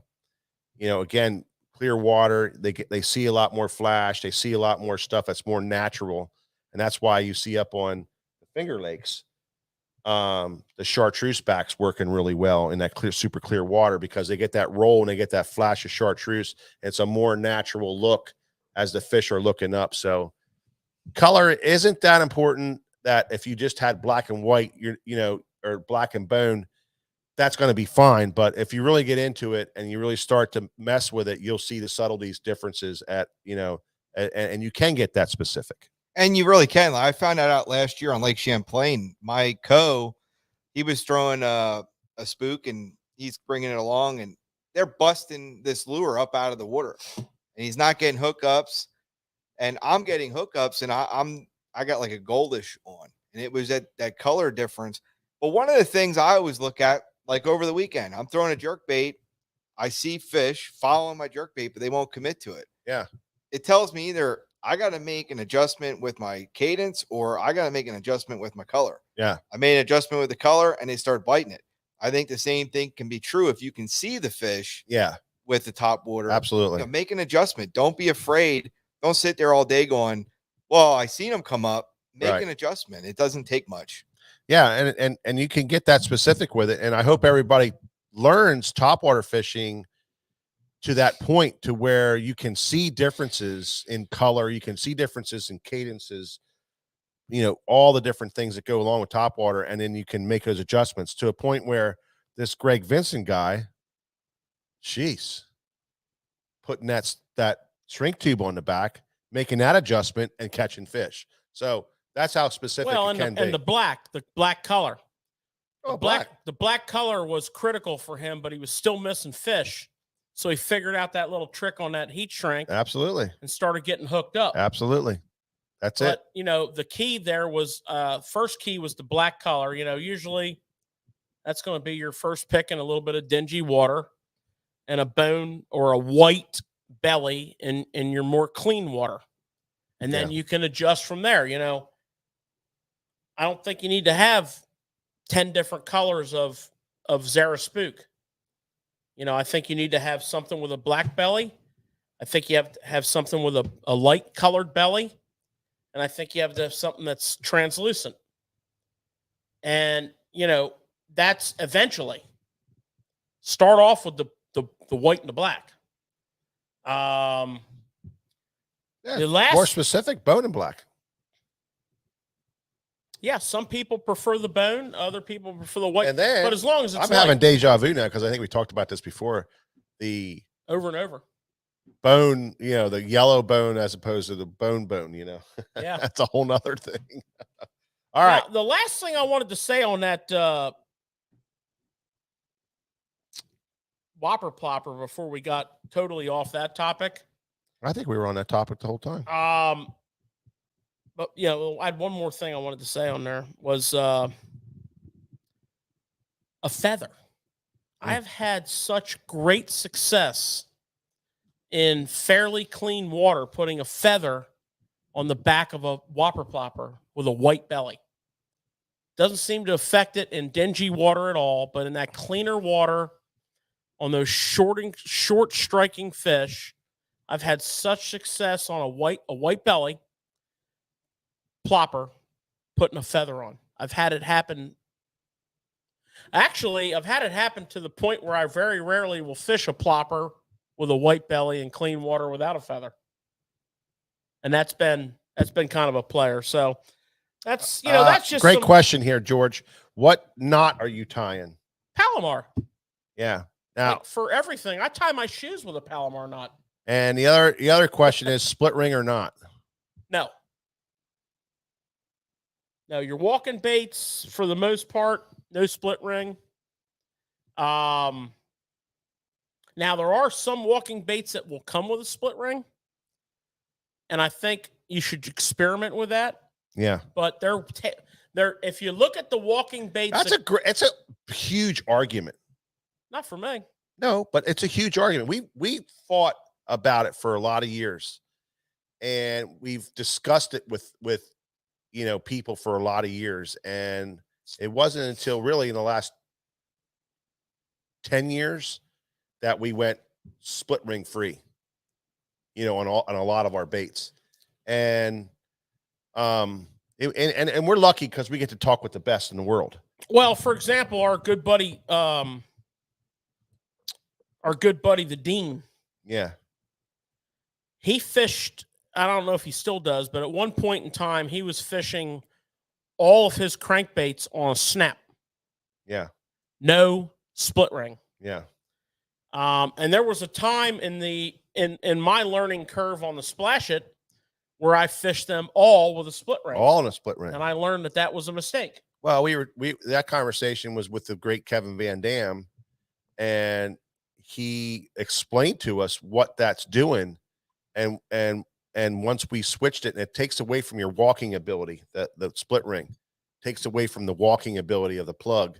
And by taking a split ring off and tying direct, you're able to have that line pull the bait and make it walk a lot better. And it was amazing how it changed. Well, for example, a Sammy, which is made by Lucky Craft. Yeah. A Dog X, which is made by Mega Bass. Yeah. A whole entire variety of super spooks. Spooks, super spooks. Yeah. They make chuggins, whatever. All of those baits absolutely fish better without a ring or a snap. Yeah. Tied tight with a tight knot. Yeah. Tight no knot. loop. No loop. All of them. They all walk better. They all fish better with that. Yeah. Now, one of our favorite walking baits in the last several years has become the Evergreen SB. And you'll notice, hanging on the nose of every SB you buy is a split ring. And I'm here to tell you, I leave it on. Now, this bait is tail weighted, and it walks ridiculously easy. Yeah. It doesn't matter if you can walk a bait or not. You can't not walk this. And it's got a split ring. So are we splitting hairs here? Perhaps. Well, we're 2.0, so you got to be splitting hairs. And the other part I don't think so. The other part that was a question for a long time was whether you wanted a vertical long tie or a horizontal long tie. Well, it wasn't really an option because 99.9% of all lures come vertical. Yeah. And Brian Setlock, who's just over there at his house, just freaking laughing right now. Ken Pop has he found the only lure on planet Earth That's with not a horizontal true, George. line tie. That is not true. You're one of your great friends and one of my great friends, and you at one time. This is how crazy this can get. I mean, I never threw one a day in my life. But that's because you couldn't find one. Well, my buddy wouldn't give me one. That's right. You couldn't find one. You know what he was? He was a tackle whore. He was a lure hoarder. And you know what, lure hoarders? I am telling you, smile upon your friends from time to time. That at one time in our lives, you hoard lures. We searched the globe. Yeah. For a certain lure that had a horizontal line tie. Yeah. That supposedly in our minds, I'm not, it's just that, I'm not laughing. This is how bad it gets. It would walk at a certain cadence. Let me say this. Different than any other one ever. If that was such a great concept, then all these amazing bait companies. Yeah. And I mean, we deal with some of the most technical bait manufacturers on planet Earth. None of them do that. Yeah. So I think, I'm just telling you, that's how far this can go. I'm just letting you know. This is the truth. And the guy that George is talking about is greatest guy ever. Hellacious freaking fisherman. I mean, really a solid fisherman. And has whooped our ass numerous times on that stupid plug. And had us looking for the old fashioned. It was old fashioned. It went so far through. It was more myth than fact. I don't know, bro. Well, I got a Topwater 2.0 question. I am there with it. The Ken Pop does live the Ken in Mike Acorn's box. Because that's what the name of that plug is called, the Ken Pop. Mike, 2.0 question for you guys. The dude that's painting your Ken Pops? Yeah, I got a message last time they saw him, yeah, it was on a security camera crossing the Canadian border. They go. So 2.0 question is, you guys are always talking whenever we bring up top waters, Yeah. bringing up the feather. Yeah. Are all feathers created Well, equal? we've been talking about it all night. Well, I know, but it's I've been with you guys a while. No, not all feathers are created equal. There's feathers that are too long and there's feathers that are too short. And you got to pay attention to that. Well, what you need is that. That's pushing it. It's a fuzz hair too long. Now that's grade A, number 1 Chicken feather. chicken feather. And there's 6 feathers on there, people. And you'll notice how they're tied so that they're curving out. Okay? Now you can buy aftermarket from Gamakatsu, from Owner, from Mustad. I'm sure everybody. Yeah. We used to tie. We used to get our boy to tie them for us. Yeah, Remember that? VMC. So the proper treble has 6 chicken feathers paired up so that they flare out like that, because feathers curve like this, so you turn them this way. And there's 2 in each valley. Red thread. This one has a little bit of flash in there. I don't really care for that bling. I'm not that showy. You can go. Like, you can go. I'm either, not. you can go either I'm way. not really that kind of a showy. A lot guy, of this. A lot of them nowadays, you got to cut that out of. I mean, out of them. let's face it. I like those over there. Pull that box up here once. Yeah, well, that's Don Iovino's. Yeah. Yeah. That sucker, perfect length. It's a little shorter. See, it's a drug, man. It's a problem. This is tackle addiction is a problem. How you look at you micro look at it. Oh my God. It's too much. It's too much. I can't even sleep at night. Speaking of walking baits, have you ever pitched a Zara spook under a boat dock? Oh, Lord have mercy. We talk about walking baits. We talk about. They skip pretty good too. Good Zara spook. I don't know about that.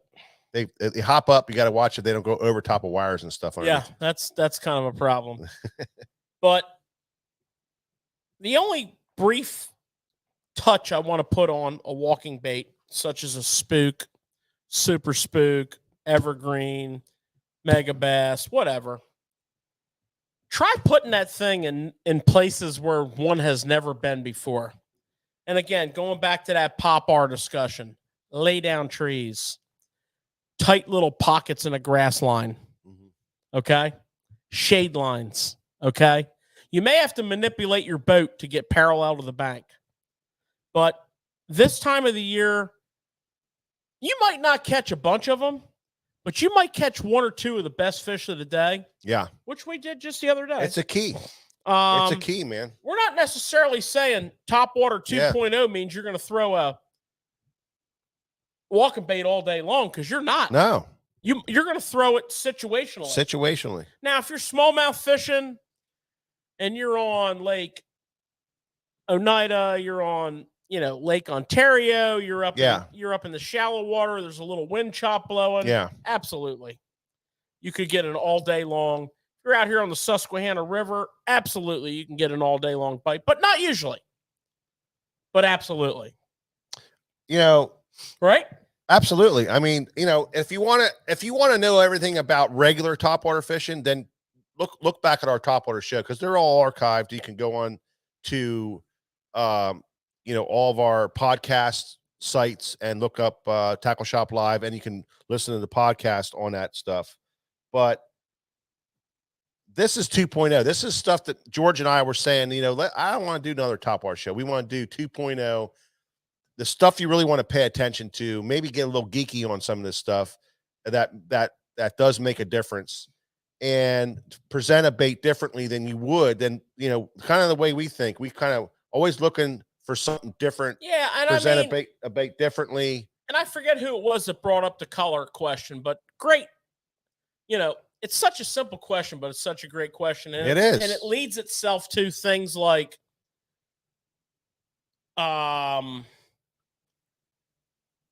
various baits, the obsession with various baits, the mythology of various baits.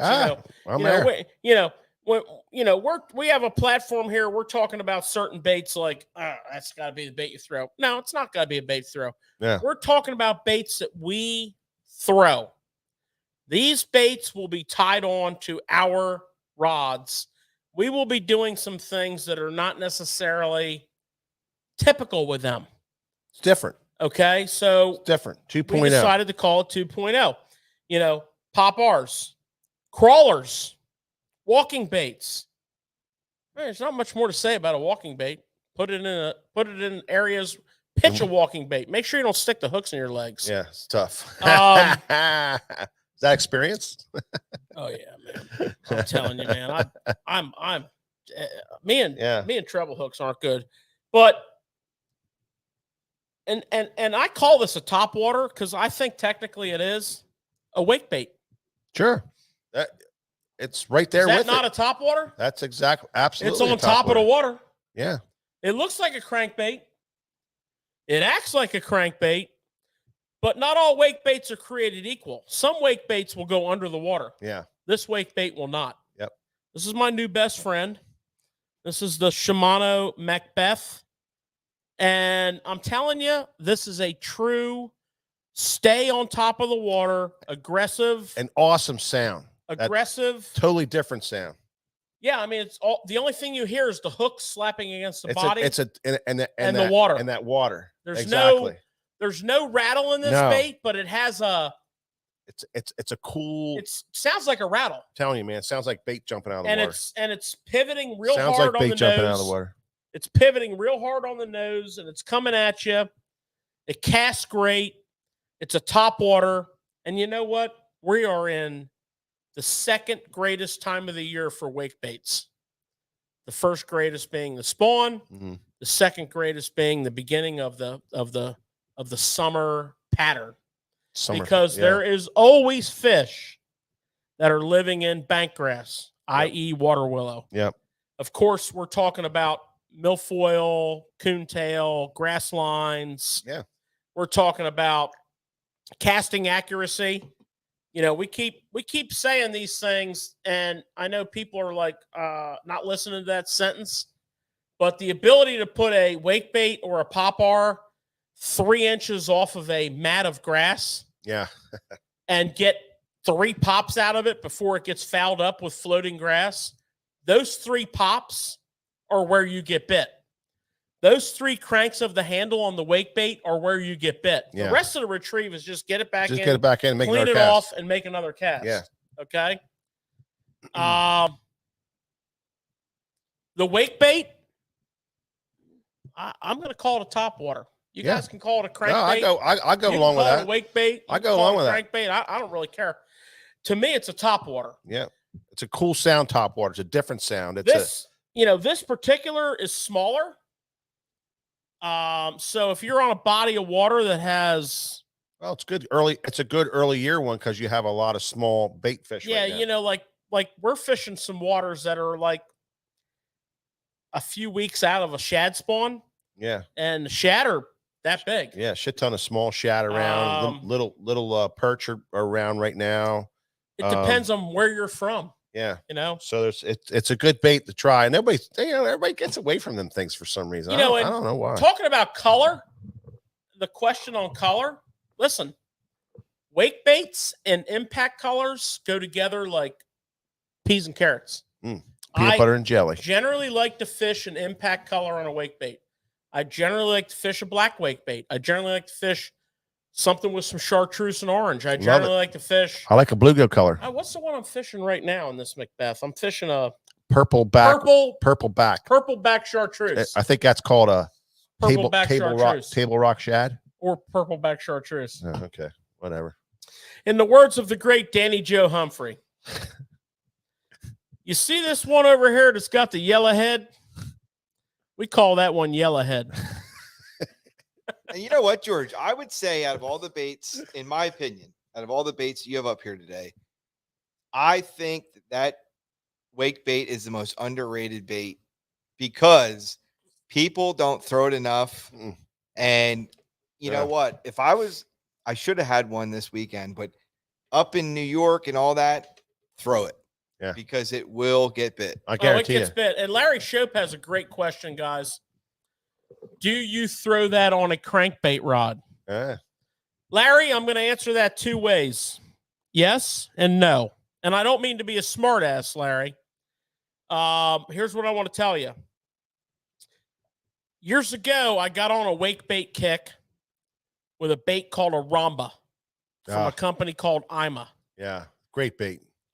Phenomenal bait. Absolutely phenomenal bait. That's one of them ones that won't go under the surface, George. No, that's a bobber. That's a I bobber. can make, you put your rod tip down, you can get it to go down. Yeah, like but it's Baby real. One Minus. That's a one. That's the very first one that the sound just got me so. But crazy. anyways, Awesome bait. Go ahead. Go ahead. Before You guys go off on 98 tangents on me. It's a cool I ass bait. love to fish that, Larry, on a glass crankbait rod with braid. And I got on that kick, and I did it for years, and it was great. You did. Then I started throwing my wake bait rods on the same exact rod that I throw my spinner bait on, or the same exact rod that I throw my spook on, or a lot of times the same exact rod if I'm ripping a Baby One Minus through grass. A fast taper, medium plus to medium heavy, graphite, multi-purpose rod. So That's that's a lot. That grass, and grass and trees and top I think you need to develop your own tree feel tops there. and stuff. And So, I mean, it's yes and no, Larry. I would recommend if you get into the wake bait and you start catching fish on the wake bait, don't be afraid to experiment a little bit. And like Mike says, it kind of depends on where you're fishing. Yeah. When I'm fishing like bank grass, which is real tough, or wood, or I'm fishing a fast tapered graphite rod for casting accuracy. When I'm fishing more of a milfoil situation, then I may go with that crankbait rod. But yeah, I need braid.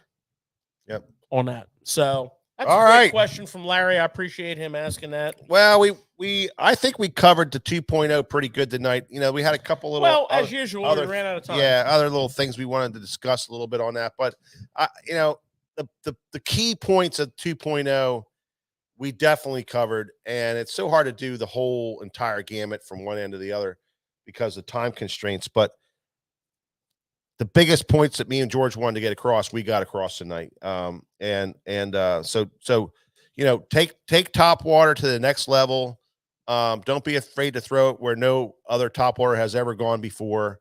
Tweak your baits with the feather hooks, and try some of these different baits and see if that ups your game in Topwater. And that's really all we want to do is up your game in whatever kind of technique that we talk about, stuff that we've learned that we want to pass on to you. I have a couple questions. Yeah. Before we move on to my favorite segment, which is a short but rather intense tackle talk segment. We're going to break some stuff down. Did we not have a beer sponsor tonight? Yes, we did. And did you fail miserably in representing this man? No, not yet. The show's not over. Oh, okay. Well, you might want to get stepping. I'll get to it. Okay.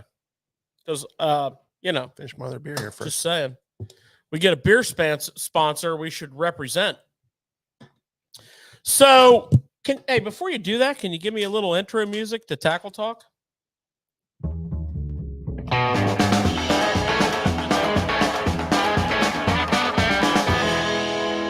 I need some tasking here, cameraman Nick. I want, I need like 2-3 things happening at one time. But I'm very excited tonight.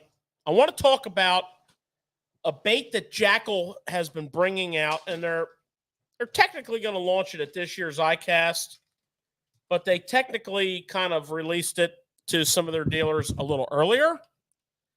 And it's called the Rhythm Wag. And it's what I call a multi-purpose bait. So here is the 2 sizes. I'm going to get one of each out so you can get a feel for it. Oh, man, they got these things zip tied, shut. Wait a minute. Yeah. Hold on. Bear with me. Really? Mike, while we're dismantling here our good friend Matthew Weimer, who works for Trogs, Yes. was kind enough to Yeah. sponsor our show tonight with a fine beverage. Yep. Matthew, great guy, loves fishing. Hardcore. As hardcore as any of us. And he brought us to Trogs Brewing Company pack. This is some of his like hand-picked stuff. This is some of the stuff they're doing, little small batch stuff here. They got the 465 double IPA. They've got a 463 hazy IPA. There's stories to these. There's on the back of the can. I'm going to read them all. There's a 464 Mexican style lager, and of course, Perpetual Hazy IPA, which we had before, and is one of their small batches, which I recommend highly. We're going to mess around with all these other ones. So, thank you, Matthew. Trogs, you are the best. We will give you a update on the flavors and how they rate. And I'm going to actually bust this one out right now. I'm going 463. Check this out, Nick. We have the Rhythm Wag 4.5. Okay. And 3.5. Now, what I like about these baits, Nick, is a couple things. First of all, they're, the JDM textured plastic. They got the squid scent. Love the smell of squid in the morning. Smells like victory. Of course, that reference probably went over top of everybody's head. I went over Nick's head. Yeah. He doesn't know anything about it. He never watched that movie one day in his life. You ever watch Apocalypse Now? Yeah, he has no clue. I don't even know how you can be our cameraman. Nick, we're going to grill you I've all watched levels. some of it, but I don't know it well enough to know the. I mean, Robert Duvall's down on the beach. Come on. Calling in an airstrike. I love the smell of napalm in the morning. Smells like victory. Victory. Anyways. Love it. The 4.5 inch is, I think, the reason I call it a multi purpose bait is I think this bait walks the dog fluke style so nice. I mean, it's really got that. It's got the tail. It's got that. It's also a drop shot bait, and of course the 3.5. Drop shot, miniature little weightless fluke style action. Really excited about the Rhythm Wags. Wanted to kind of highlight them because if you don't get a option to see these things, you kind of need some intel on the size. You know what I'm saying? Yeah. The diameters, the sizes. Exactly. That's important. So Jackal Rhythm Wags, drop shotting, Demiki rigging, Yep. fluke fishing them. Yep. I mean, everything. Carolina rigging, whatever. Yeah. Don't be Whatever. afraid. It's multi-purpose. Do not be afraid. This bait, the tail action is incredible. The colors are great. The durability is going to be up there for you. Yeah, that whole line of baits that they make has a little better durability. It does. They definitely tweak the body more. Their swim bait holds up really well. Very too. well. So yeah. Anyways, the second and last tackle talk item that I'm excited about, and I kind of feel bad now, but a couple weeks ago I did some more mid-priced, user-friendly items. But let's face it, I'm a rod whore. It's all right, George. Nothing wrong with that. I just, like Corinthian leather. I like the finer things in life. You know what I'm saying? Gotcha. And I've been featuring a ton of product that's very appropriately priced. This is not. This is a $400 flipping stick slash pitching rod. It's not that bad though when you really look at it. Well, no. Plus, when you feel it, Yeah, this is it's amazing. I've been waiting for this rod for Spiral X graphite. I've been waiting for this rod forever. The Poison Adrena 175 XH. So what we have here is we have what I would call a pitching slash flipping slash, whatever you need. And it's not a pull cue by any. It's not. It's got taper to it. By any stretch of the imagination, it's not a pull cue. But it's got plenty of balls. Yeah. It's got a nice tip. Yeah. So if I could read all these numbers on here, I'd tell you what they say, but this one's defective. The writing's way too small. You're such an idiot, man. They need a new sticker. I mean, that's from somebody who needs glasses and won't go do it. So he's blames How on do you know I everything need else. glasses? I know. I mean, I see things plenty well. 14 to 30 pound line, 1/2 ounce to 2 ounce lures. Yeah, throw your A-rig on there. So it's a very wide gap on that. Throw an A-rig on there. Can do a lot of stuff with it. That's that specialized taper. Throw some swim bait on there. It's a 7-foot 6-inch. I like it. Yep. So there you have it, Mike. Very nice. And it's Spiral X graphite, which is their highest quality and design graphite that Shimano does. So it's a technology that Japan is very proud of. This technology right here. This is their crown jewel of graphite in the Shimano industry. So this is their best of the best, and it is really pretty special. So there you have it. Okay, guys, that's all I got. By the way, yeah, I said my piece, Chrissy. I'd like to give a Tackle Shop Live send-off to Paulie Walnuts from The Sopranos. Oh yeah, I said my piece, Chrissy. Yep. He's out. Oh yeah. He's riding that big old North Star Cadillac in the sky. Yeah, what a character, huh? That was a great character on that show. Yeah. Great character. Okay, so until next time, we are going to be in Orlando, Florida. We'll look for you guys then, and we'll have a little show. It'll be, I don't know, as long as we can have it, as fun as we can have it, as cool as we can have it. We're going to do it. So make sure you tune in for that one. And I hope you guys enjoyed this show tonight. Thank you for the beer. I'm drinking the 463 Trogs. Very good, very tasty, interesting, by no means. So it's a hazy IPA, very interesting. So we appreciate that very much. Very good. Nick, you got everything? All good. All right. Till next time, we'll see you at the next Tackle Shop Live.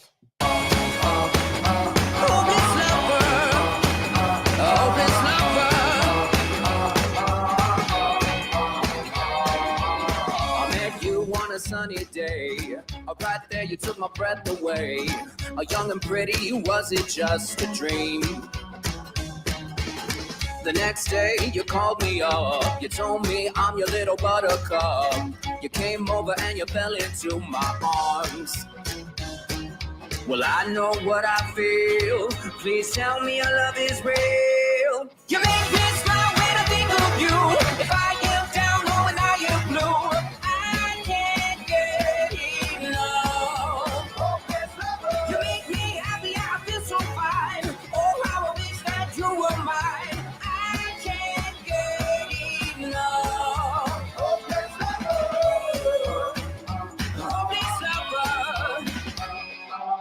I woke up all soaked in sweat, with chills running down my neck. I'm going crazy from just the thought of you. A long blonde hair and your beautiful smile. Your sense of humor makes it all worthwhile. Don't make me wait, it's not a funny game. You know just what I feel. Please tell me our love is real. You make me